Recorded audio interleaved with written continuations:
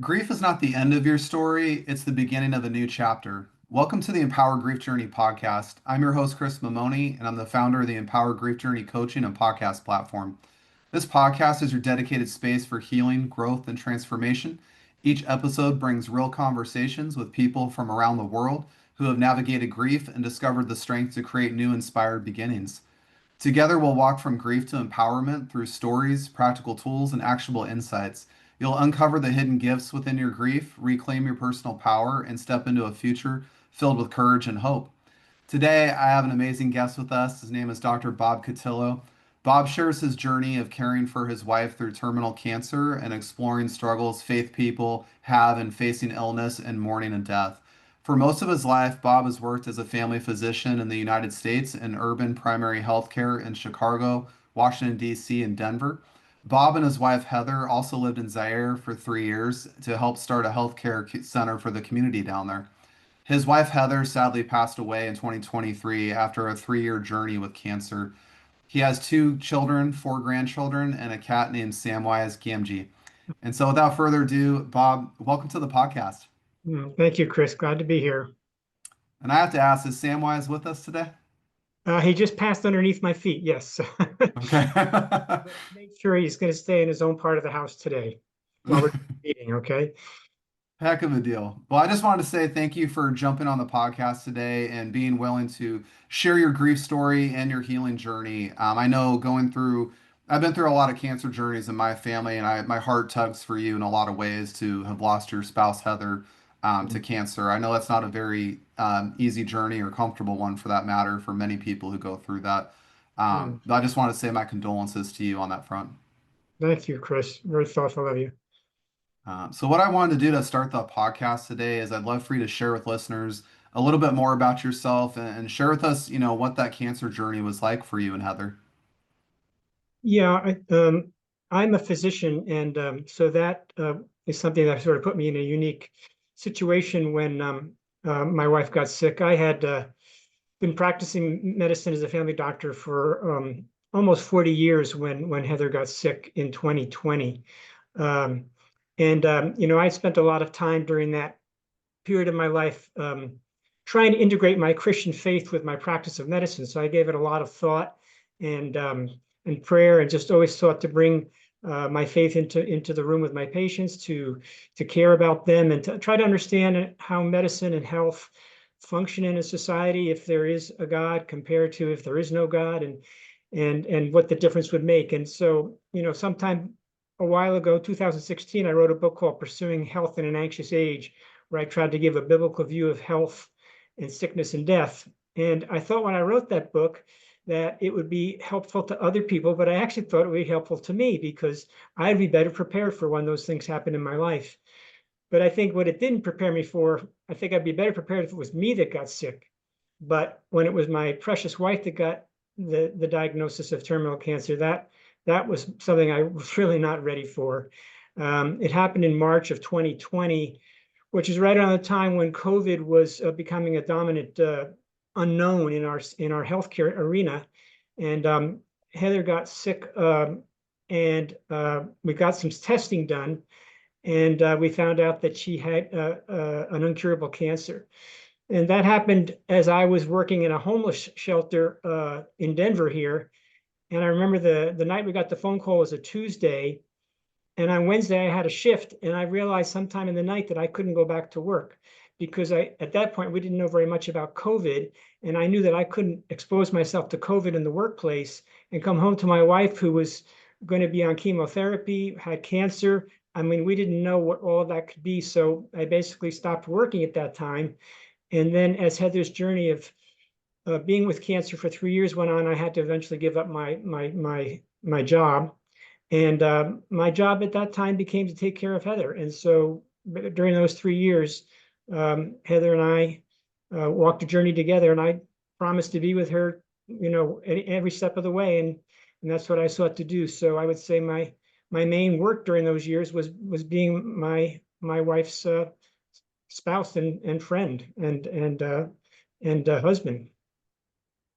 Well, Bob, I think it's a very interesting perspective with your story because you are a physician and so you work in the medical field. And I'm very, very confident that you know more about a lot of those aspects of the medical industry than most people do. And I can't imagine what that was like to be a doctor that's treated people for a very, very long time. But when something like that hits so close to home, I can't imagine what it's like going from that doctor-patient side of things to now this is personal. This is in my life and my relationship. That had to have been a hard transformation to go through. Yes, someone asked the question of me one time. You've been with patients and watched them maybe going towards with a terminal diagnosis or something, and then it happened to your wife. What was the difference? And I think I could say that, with taking care of patients, you go into the room and you seek to be with them wholeheartedly, and you seek to understand and empathize with their suffering. Um, but you always maintain a certain objectivity so that you can provide, quality medical care. I think when my wife got diagnosed with terminal cancer, it was a different reality. The emotional experience was so much more like a numbness or a inability to think clearly, really, and sort of as if, the analogy I have is, you're putting a puzzle together on a table, and all the pieces are starting to fit together, and you're beginning to see where it all fits. And then something like this happens, and it's like someone turns the table over, and all the pieces are scattered on the ground. And that's what it feels like when a precious loved one, like your wife, gets diagnosed like that. It's nothing like what you experience when you're trying to be a physician, showing empathy but maintaining objectivity. You lose the ability to be objective, and you just go into a state of numbness and fear. And I would also say that for me, part of how I process this grief was I began to write, and so I want to mention that I've kind of chronicled this journey of faith that Heather and I were on until her death in 2023, and then my own time after that in a book called Holding On in the Storm. I'm just going to show you a picture of it here. And though your readers or listeners, or may just be listening audio, this is something if they pulled up on their on any web page, they could look up A Storm on the Sea of Galilee by Rembrandt, painted in 1633. And I just want to say why I put that picture on the cover of the book. It meant a lot to me because that story, Rembrandt, as I said, painted this painting in 1633, and he was basically illustrating a passage or a story in the Bible that appears in three of the Gospels. And it's a story where Jesus gets into a boat on a very calm morning, and they go off into the Sea of Galilee, and he actually falls asleep. Jesus does in the boat, and then all of a sudden, out of nowhere, comes a storm, and it takes them completely by surprise. And that was there's many connections for me in the story of Heather getting cancer and this story of the Bible, because for me, when we started that day, that we learned later on that Heather had a CAT scan that showed evidence of cancer all throughout her intestines, and then within 2 or 3 days, it was confirmed that it was an incurable cancer. That was for me like the day started out calm, and all of a sudden a storm comes up, and I was unexpected and unprepared, shall I say, for this storm that had just come into my life. I didn't imagine it was going to come, and that's what happened to the disciples in this painting. And as the story goes, they wake up Jesus, and they say to him, "Lord, don't you care? We're drowning. We're going to perish." And so, as the story continues, it's only a few verses in the Bible. Jesus calms the storm, and then he turns to them and he says, "Why do you have so little faith?" And I can tell you that during this journey, since I entered into this time where Heather was diagnosed with the cancer, and the 3 years going through the chemotherapy pretty much every 2 weeks, and then losing her and then grieving afterwards, I connect to this story because many times I would feel like Jesus was asleep. And I would say, "God, where are you? I mean, aren't you seeing what I'm going through?" And then I felt like I was drowning. There are times when I truly felt like I was drowning, just the way they thought, and I thought I wasn't going to make it. And then the idea that Jesus would turn to me and say, "Why do you have so little faith?" And it kind of encourages me, because that story tells me that my faith makes a big difference. And, God promises in suffering and in pain and in loss that he will be with us and that he will never leave us or forsake us. So for me, it was a really helpful illustration that helped me to understand some of what I was going through. And then there's one last thing I want to say. If your listeners pull up the painting on their computer and they look closely at the painting, they're going to count the number of people in the boat, and they're going to expect to see 12 disciples and Jesus. But in fact, there's a 14th person in the boat. And this was one of Rembrandt's techniques.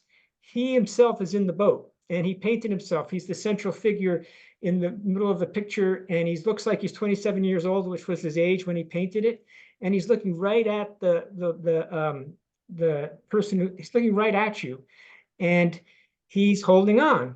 And Rembrandt did this because he wanted us to read the Bible stories not as something that happened long ago, but to put ourselves into the story. And so he did that by putting himself into the painting. And for me, it helped me to realize, I'm in this story now, and I have to remember that I'm not in it alone, that Jesus is in the boat with me. And even though I feel like I'm going to drown, I can reach out and hold on because he's with me. Bob, that's such a ironic thing to come across in a cancer journey, to see that Bible verse and that painting coming together, and not just seeing it, but really understand that you're living in that world right now, going through this journey. The whole time you were talking, I couldn't help but reflect on my own cancer journey with my grandfather, and I remember asking the doctor that was in the room. The doctor was very calm, like you said, about being objective, as you were telling your story. And I remember when he said, if I do nothing, what will happen? And she just looked flat expression, you'll die in 12 months, you'll be gone. And I remember just like you said, numb and scared, shocked. It felt exactly like what you just said. We're in the middle of the storm now, and there is no escape. There is no get out of this easy. This is it. And when you brought up that part about us having faith, our faith is very, very tested in that moment because we do know an outcome that's going to happen, whether we like it or not. It's going to be there. And it just all of a sudden becomes a shifting of our priorities of life. It also becomes, what do we value the most? How do we want to spend this last few times that we have? Um, what was that like for you and Heather initially when you guys got that diagnosis, and how did those priorities shift around for you guys? Well, I think that, one of the things that I think tested our faith was that we had to reconcile the fact that we believed in a healing God, but that Heather was probably not going to be cured of this cancer. And how would we integrate those two thoughts, that he's a healing God, but my wife was still going to die of this cancer? And so it kind of took us on a journey of looking for healing in ways other than complete cure. And in the course of Heather's 3 years that she was receiving chemotherapy, there were a couple of times when she was very near death, and she basically came back to life, kind of like Lazarus in the story of the Bible. And we felt like, God was with us and he was rescuing us periodically over the time that we were dealing with cancer. And when Heather would have good days, we had reason to be thinking that God was involved in healing and giving her good days. And so I feel that what we did with our faith journey was to feel highly tested that, is God with us? And yet God didn't really promise that we would escape death, but he did promise that we could escape the fear of death. And that's two different things. I think that what God wants to rescue us from is the fear of death, but we still are going to face death as long as we live in this world. And yet in that same way, that God was able to be present with us, to heal us at times emotionally, at times to heal us spiritually, at times to heal us physically. That healing comes in many forms. And if you are open to God as a healing God, he can be a healer even in the midst of a terminal cancer diagnosis and journey. So I'd love for you to elaborate on that, because I remember when I went through my own cancer journey with my grandfather, I questioned God a lot. I said, "Why are you allowing this to happen? And how is there no fix to this? There's no solution." And I know that we all have to face death at a certain point, and that's the mark of being a human on this planet. Though when we do think about God, sometimes we always think about these moments that, Jesus saved people from certain things in the Bible. We always revert to that. But with something like terminal cancer, there is no saving from it, unfortunately. It's a part of our life. It's something that's going to happen. How do we put our faith in God as a healer in those moments that are so trying and so testing for us? Well, I mean, I think again, let's take the story in the scripture in the Bible of the raising of Lazarus from the dead, which occurs in the Gospel of John. Well, Lazarus was in the grave for 3 days before Jesus got there, and he raised him from the dead. And so that's a great, incredible miracle. And God does those kind of things. But we also must never forget that Lazarus still died. In other words, eventually he did still die. So he had a resurrection moment, but it didn't mean he was protected from ultimately dying. And so I think for us to acknowledge that God is involved in our lives, even though we know we are going to die, that our lives are frail and they're fragile and they're prone to sickness, and ultimately they are going to be lives that end in death. As someone once said, life is 100% mortality rate. We will die, and so the ability to prepare for that, I think, and be aware of that before these things happen. I think that's where Heather and I got a lot of strength, because we've been nurturing our faith for quite a long time. And one of the things that helped us as Christians was that we knew that ultimately Heather would be experiencing a complete healing, because we believe that God will come, and what Jesus says is, I'm leaving you, but I will come back and prepare a place for you. And so our faith told us that there was a place for Heather. She was going to live on, that death was not the final choice. Death did not have the final decision on her life, and that she would ultimately have complete healing, but not in this life. Um, that may not feel consoling to some people. I think ultimately, if you realize that you cannot escape death, then it's extremely healing and consoling to know that your loved one has left you, but only temporarily, and has gone to their heavenly home, where they have a home, and that we will one day see them again. And so our faith in that, which we had talked about a lot before Heather got sick, and then during the time she was sick, it was very consoling, and it also allowed me to let her go at the time that she reached the end, because by the end of her 3 years, her body was so worn down and she was so weak and she wasn't able to eat. And if I loved her, I would have to let her go. I mean, how could I love someone and want to have them stay in this painful, terrible um, body that had so deteriorated? So it enabled me to say to her at the end, I to say, Heather, you don't have to hold on. You've suffered enough. You can go home, and I'll be all right. And it was something that I think was really powerful for me to say to her, so that she could know that she could go and didn't have to hold on when her body had failed so much. After she died, I had no idea what I was in for. I mean, I was consoled by the fact that I had walked with her during those 3 years and kept my promise to be with her until the end. I felt also comforted to know that I'd watched her cross the Jordan, as they say in the biblical sense, and had gone to the other side, and I had watched her go. After I'd been consoled by those two thoughts that night, the next day I was in shambles. I mean, I was just, how am I going to get up in the morning without my wife? So I don't think that your faith and your awareness that death doesn't hold the final answer to our lives is very consoling, but it doesn't mean that death is not painful. It doesn't mean that death does not hurt, because separation and loss is very painful and hurts greatly, and we're going to grieve deeply even though we have our faith. That's beautifully said, Bob, and I appreciate you sharing that perspective because I think that, the reason I have this podcast is because a lot of people in my life dealt with grief is pushing it aside, trying to be strong, trying to be that person that looks unaffected, but inside it hurts. It's That's a very hurt person when I see strong people, so to speak.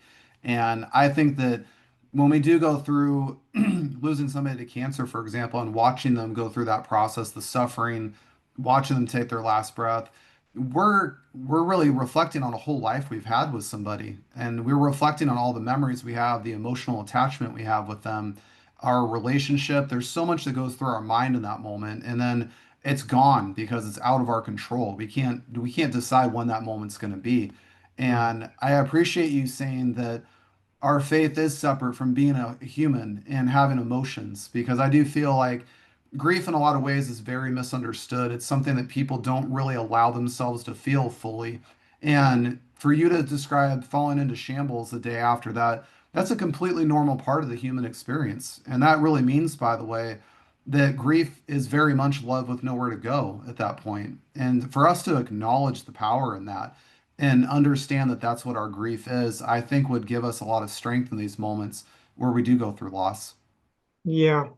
I mean, I think that I agree with you wholeheartedly. I mean, I have entered into the fellowship of grief now with other grievers, and I have learned a lot from my own experience. And one of the things I have learned is what you just said, that many people, even though let's put it this way, every one of us is going to experience loss. And the longer we live, the more loss we will experience. But whether we grieve well is still a big question mark. Many people, and I met a number of people along my path who didn't grieve very well at the time of their loss. I remember a woman who had lost her brother, and she never grieved it because she was pregnant with twins, and so then the twins were born, and then she was taking care of the twins. And 10 years later, she came to our grief group, and she was crying more than anybody in the group because she had 10 years later never really grieved the loss of her brother. And so for me, even though I was in shambles and I felt like my world had been turned upside down and all the puzzle pieces were on the ground, I knew deep down in my soul that I would need to grieve. I would need to enter into the process of grief. If I sought to avoid it or just distract myself from it, um, it would not be healthy, and eventually it would come back and haunt me. And so I needed to enter into grief. I remember a story that a man told in his book called The Grace Disguised by Jerry Sitzer. He told a story of a dream he was having. This man had lost his wife, his mother, and his daughter in a car accident one day. So he had a loss of three precious people in his life. And he wrote this book called The Grace Disguised. And in one of the illustrations, he talked about having a dream. And in the dream, he was running towards the sun, towards the setting sun. And as the faster he ran, the further the sun went away from him. And he couldn't get any closer to the sun until finally the sun went to the horizon and dropped down. And he just was in his dream feeling so overwhelmed by the darkness and that he couldn't reach light. And so then he woke up and he told his sister the dream. And she said that when you want to find light in your grief, in the darkness, you don't run to the west towards the setting sun. You run into the darkness towards the east, because that's where the light will dawn one day. And so it's an illustration for me that you can try to run away from your grief, but it'll only harm you. The best thing to do is turn and run into that darkness. That's the only way you're going to get to the dawn that's coming. And so I have spent a lot of time grieving, and I would also say to anyone who's listening, I think part of the reason we don't grieve is because, first of all, it's very hard work. It's very hard work to grieve, and there's a lot of reasons why we don't, because it's painful. It's painful to go into grief, but it's also the only way towards health and healing is to enter into grief and to, well, be gentle with yourself, because there's no timetable on how it will work. There are days when you will feel like you are worse than you were the day before, and then there might be a day when you're feeling a little bit better. It comes and stops and starts. You can't control grief, but you can embrace it, and through it, perhaps gain a perspective on life that, at least in my view, can make you more sensitive to other grieving souls.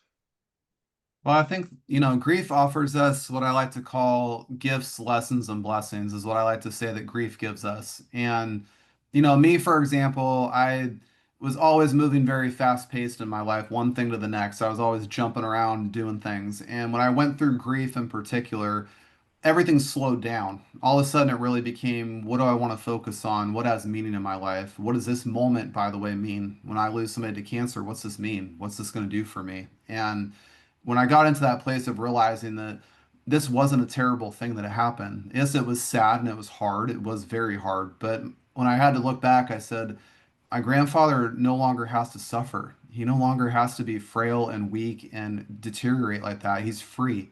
And so it's selfish for me to want that to still be in my life right now. And what was that doing to me? I was being a caretaker a lot and I was showing up a lot. And so I wasn't able to actually live my life. And funny story, he always told me to go live my life in a lot of ways. And when I look back on my grief journey, though, I share this with people I coach. It's a big rebirth process, is what grief is. And it's about stepping away from this old version of yourself and stepping towards who you're becoming. And that's why I loved your analogy that we can always run and chase the sunset that's setting. We can always do that. But the way through grief is through the darkness. It's to go chase the rising sun. And that's a not an easy path. It's a very, very hard one. There's days that you're going to feel very angry, overwhelmed, frustrated, upset. There's going to be days you're going to feel happy and feel like life is normal. You're going to be able to move on just like you normally would.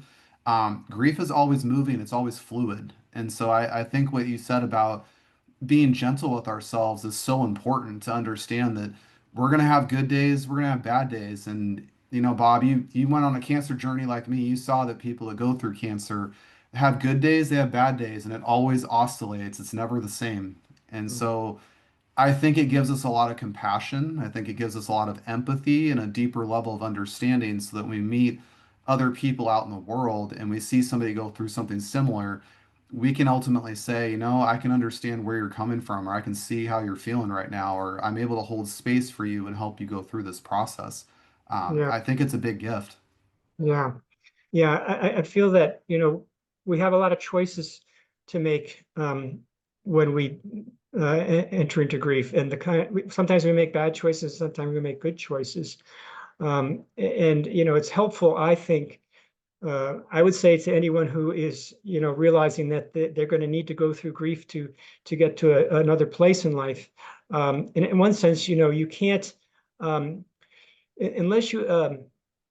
unless you embrace the loss, you can't be open to new beginnings. So you actually have to go through the embracing of the loss if you're going to be open to new beginnings.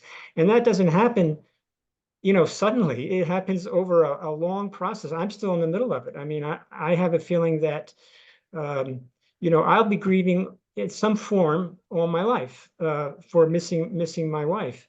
But there's also the possibility of newness that I hadn't experienced when after I first lost her. For the first several months afterwards, I didn't really think that I really wanted to start life over again. Go, pick up the puzzle pieces. Like someone said, you got to get down on the ground and pick up the puzzle pieces and put it back on the table. And you find out that some of them you can't even find. So when you put the pieces on the table, it makes no sense what you're looking at initially.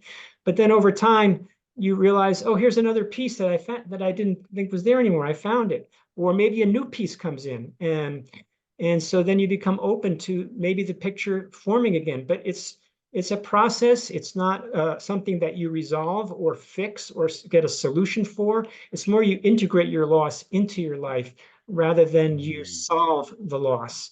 And so I I think that over the time that I've been grieving, I've been helped by a lot of people to grieve. And one of the things I would say to people is don't grieve alone.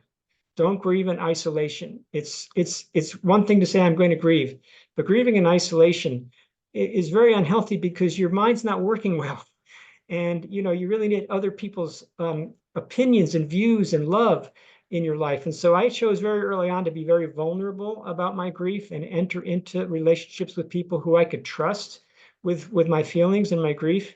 And I would say to someone who's wondering, well, where do I go with that? The first place to start is with other grievers, because if you're not really sure where to start with to share your story, I enter something called Grief Share. And when I think it was about 6 months after Heather died that I joined a group. Well, one of the best things it did for me was to realize I'm not crazy. I mean, like, in other words, some of the thoughts I was having all by myself in my house by myself, are these are these rational? Are these thoughts that are okay? And then you're with other grievers and you realize I'm not crazy. This is what other people are going through too. That's a very helpful thing to know that you're not going crazy when you have some of the crazy thoughts you have when you're grieving. I really respect you saying that. You made a lot of great points, by the way, that we integrate grief into our life, number one. And that's something that a lot of people struggle with. And so where we can fix that is what you brought up second is grieving with people who are going through grief themselves and people who are going through similar experiences. I always encourage people that if you are walking a cancer journey with somebody, for example, go find somebody who's a cancer survivor, go find somebody who's helped somebody go through a cancer walk. They're going to know exactly what you're about to go through or what you might be going through. And they're going to hold space for you. Or if you're a lost parent like me who's lost a child to stillbirth, go find a lost parent. They know exactly what you went through. When you find people who've walked that journey before you, you don't feel so alone. You don't feel so isolated. You don't feel like you're crazy because those people look at you and say, I get you. I understand you. Well, you're not crazy right now. This is making sense. This is exactly where you need to be right now. And they're the people that can hold space for you to learn how to walk through and navigate that. And I do find that very, very helpful. If you can find kind, supportive, safe people that are able to let you just be you for the day. I talk to people that have very hard days in grief, and there's a lot of anger there. There's a lot of sadness, a lot of frustration. I also talk to people that are a lot further on in their grief journey than you and me, Bob, and they're in a place where they can those waves kind of simmer down a little bit. They're not as big.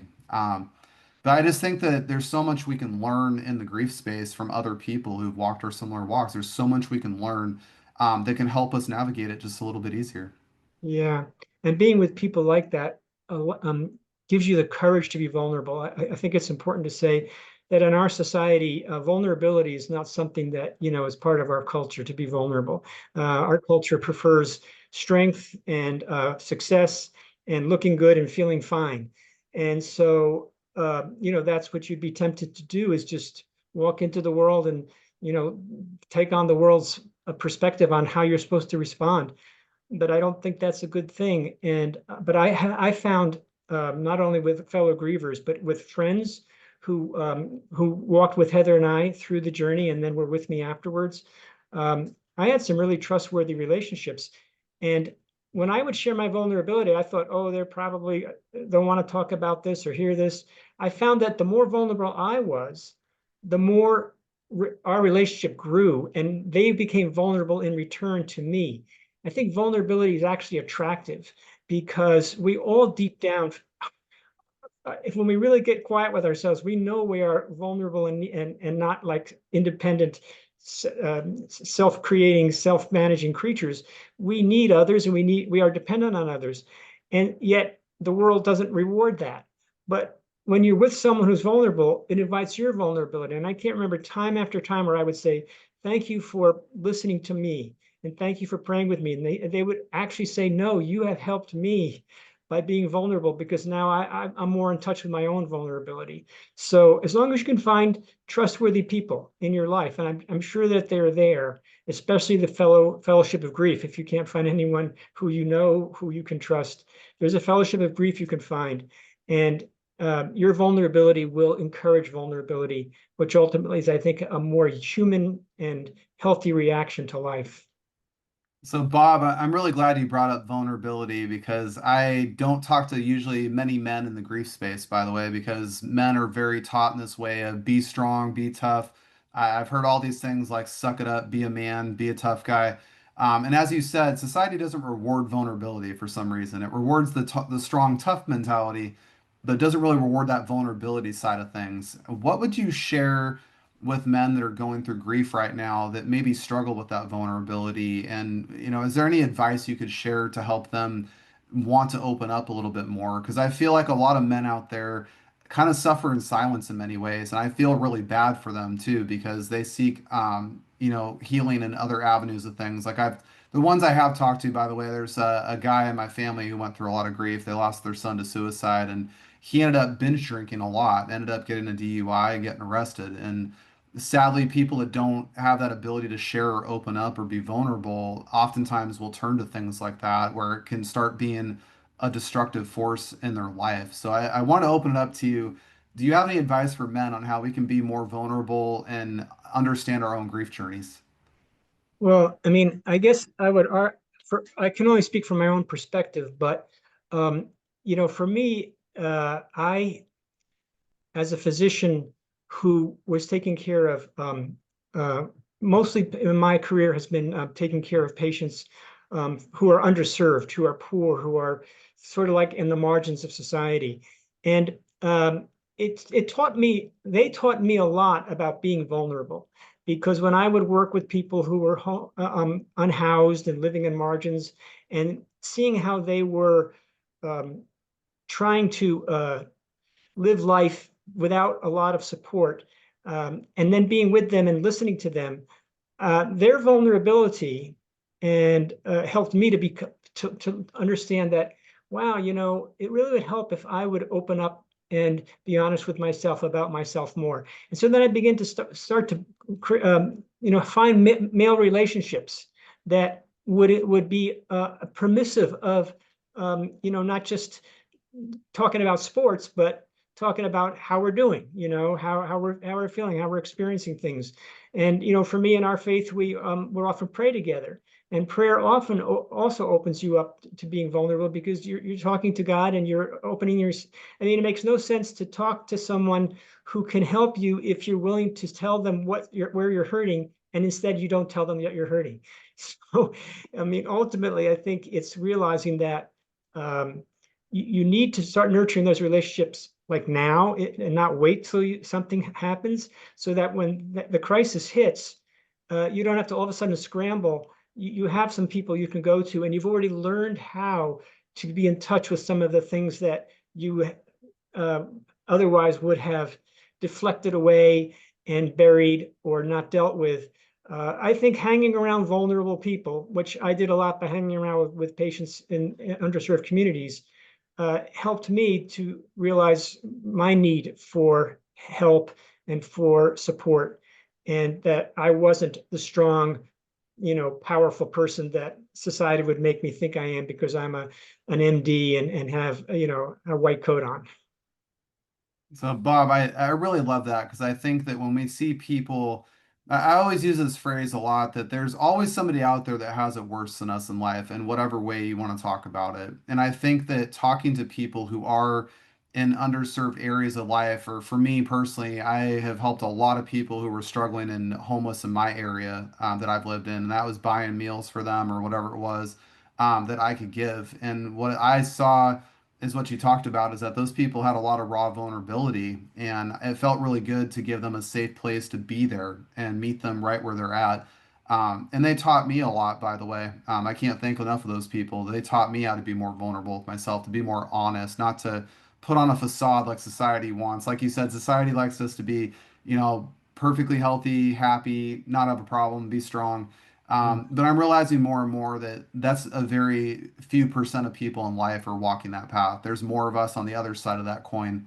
And we are in those depths of learning how to be vulnerable with our own selves, being honest with ourselves, I think, too, comes out of that.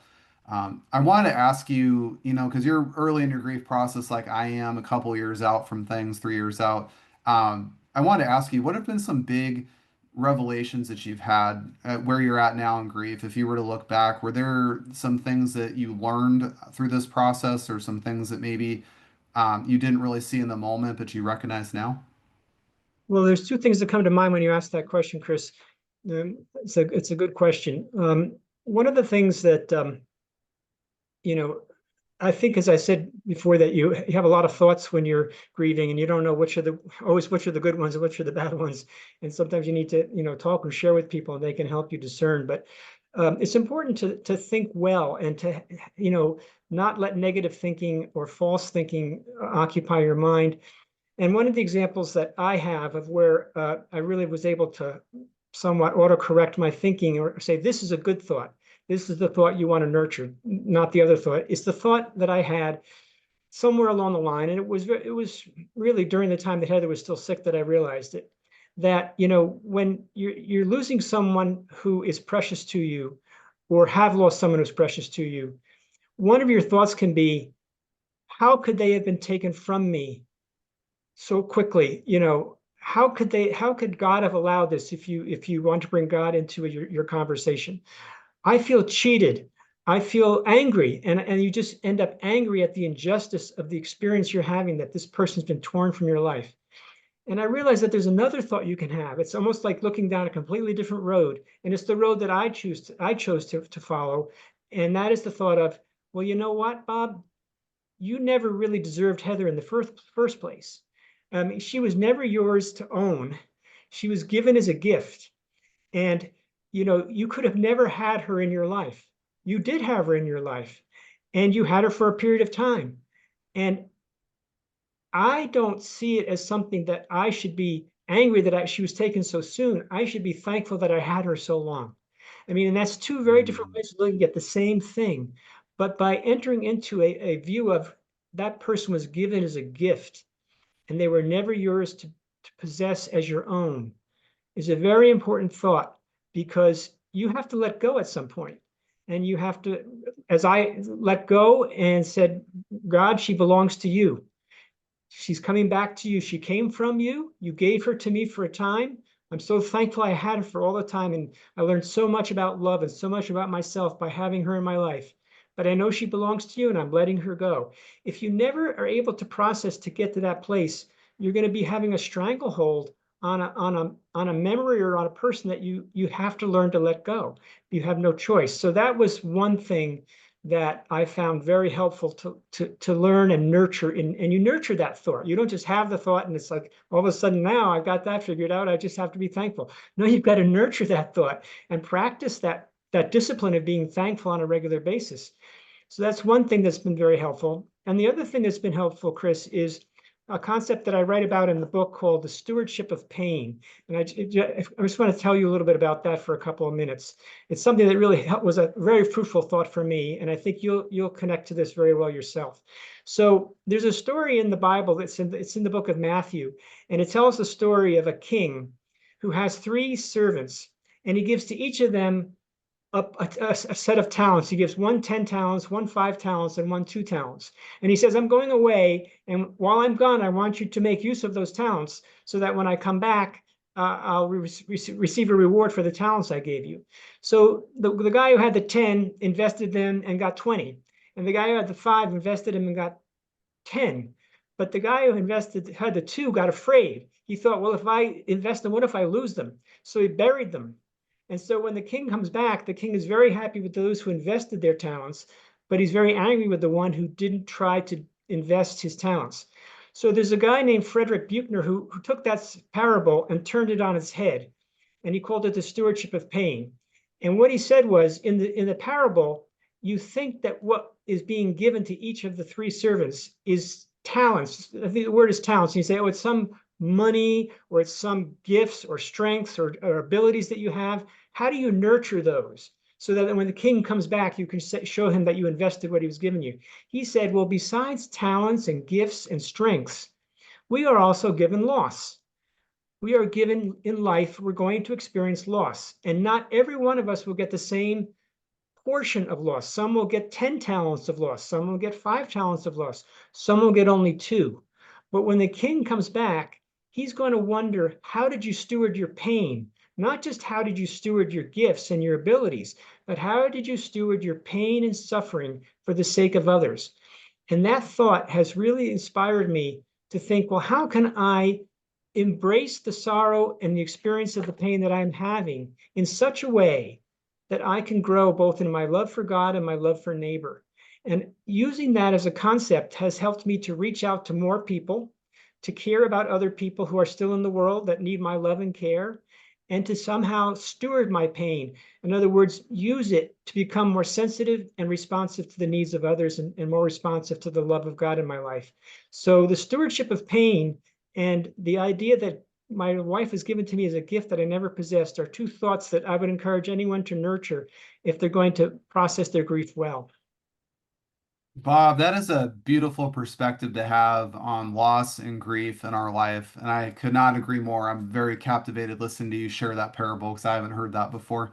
But I couldn't agree with you more. I do think that loss is very much like that. I've talked to people that have had way more loss in their lives than I have. I've also talked to people who have not even experienced loss that I have in my life. And so we are given certain amounts of loss very differently as people. And I think that that perspective really can help us understand when we are going through loss and grief that it's not always going to be this huge bad thing, but it also may not always be never there. It's going to be somewhere floating in this middle here. And it's a reminder for us to really think about our perspective of that. And when you tied that into realizing that Heather was not yours, but she was a gift. I think that's such a powerful perspective that comes from a big, big place of love and gratitude and appreciation for what Heather gave to you throughout your life. So I just want to say, as we were wrapping up the podcast today, thank you so much for sharing that with us today. That was a beautiful analogy. Yes, you're welcome. And again, I just want to say that this book that I wrote is going to be released for publication on next Tuesday, November 4th, called "Holding On in the Storm." And that parable is in there, and I'm hopeful that maybe some people might be blessed by some of the perspectives and some of the journey. I try to be honest and fairly raw about the experience of grief, because I feel like the best way to help another person who's grieving is to be honest and to be vulnerable with your grief. And I, I did that in the book. I don't know how I did it, but I did it by the grace of God. And I'm praying that it might bless other people too.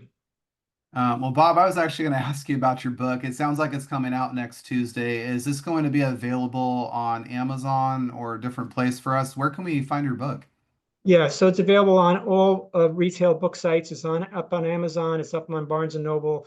Anywhere you would buy a book that you're comfortable buying a book online, it's there. You just put my name and "Holding On in the Storm," or if you just put "Holding On in the Storm," it should show up. And it's available for pre-order right now, and it's in a Kindle version or soft cover, hardcover. And we're hopeful, myself and a number of people who are have brought about the reality of this book, that it can be a blessing to other people. Well, I certainly, after talking today on this podcast, I have no doubt that whoever picks that book up, whether it's one person or 1,000, I think is going to get a very heartfelt, very deep perspective about how to move through grief and how to work towards healing.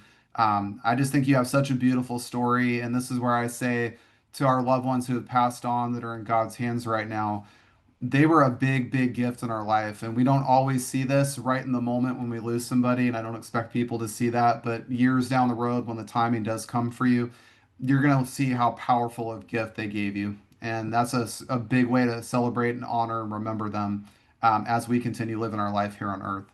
Yeah, Um, yeah, very Bob, good. I wanted to ask you if people want to connect with you after listening to this podcast episode, where can they find you? Um, they can find me on, well, actually, I believe on the, I'm trying to think, holdingoninthestorm.com is a website they can go to and find out more information about me and the book. And I think there's a way to reach out to me through that webpage, holdingoninthestorm.com. And there's also an address, holdingoninthestorm.gmail.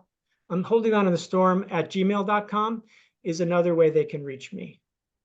All right. Well, for listeners today, when you guys get done listening to the podcast, check the show notes because I will have links to Bob's book, as well as his email address there. So if you guys want to connect with him, I do encourage you guys to reach out because, as you've heard today through this podcast episode, he has a very powerful story, being raw with his grief, being vulnerable with his story. And he is showing you guys right now that it's okay to not be okay and it's okay to take your time and walk your own path through grief. Bob, thank you so much for being a guest today. This is a true honor to host you, and I'm really looking forward to getting a copy of that book next Tuesday.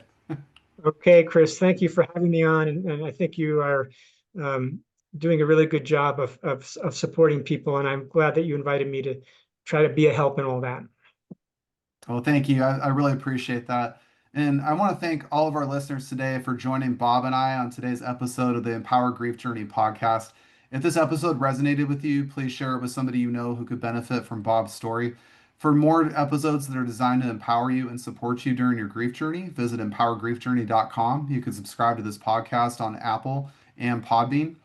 The Empower Grief Journey is all about honoring your journey, embracing your emotions, and finding strength in your own time. I want you to know that you're never alone in this journey, and together we can navigate grief with courage and compassion. Until next time, be kind to yourself and take your grief journey one step at a time.